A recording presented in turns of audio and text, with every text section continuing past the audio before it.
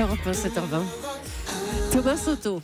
C'est le regard d'Yves Tréhard. Bonjour Yves. Bonjour Thomas, bonjour à tous. Le regard et les oreilles ce matin, parce que les forts en gueule vont faire leur entrée à l'Assemblée et ça va changer pas mal de choses. Oui, on dit qu'elle est plus jeune, plus féminine, plus société civile, cette Assemblée nouvelle, mais elle s'annonce aussi beaucoup plus bruyante, théâtre d'échanges très animé.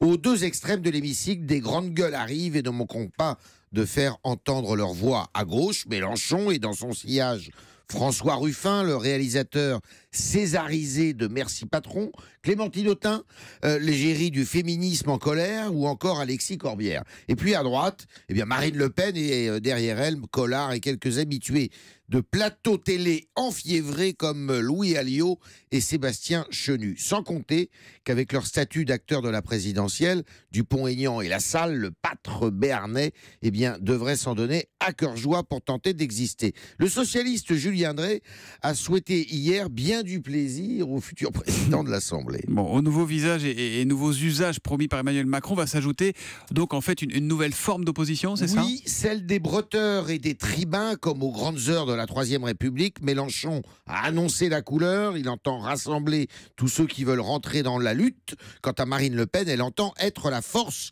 de résistance à la dilution de la France. Mélenchon disposera d'un groupe, donc la France Insoumise aura davantage de temps pour s'exprimer que les 8 députés FN.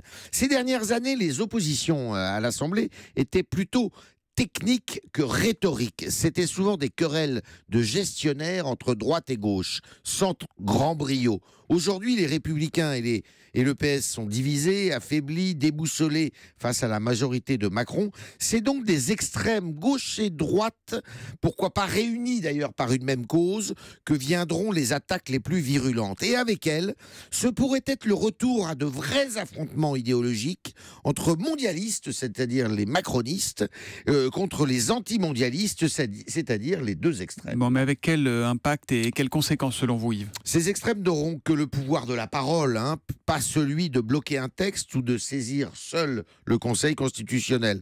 L'impact sera donc d'abord médiatique, mais il pourrait donner le la de la contestation dans la rue, surtout sur des textes aussi sensibles que la réforme du Code du travail ou celle à venir des retraites. Ouais, une opposition qui sera sans doute très éclatée à l'Assemblée, puisqu'on vous le révélait tout à l'heure, on y reviendra à 7h30. Le groupe Les Républicains devrait se scinder en deux, avec d'un côté les Républicains constructifs qui semblent déterminés à créer leur propre groupe, à côté des Républicains, on va dire, historiques. Le regard d'Yves Tréhard qui revient demain à 7h15. À demain.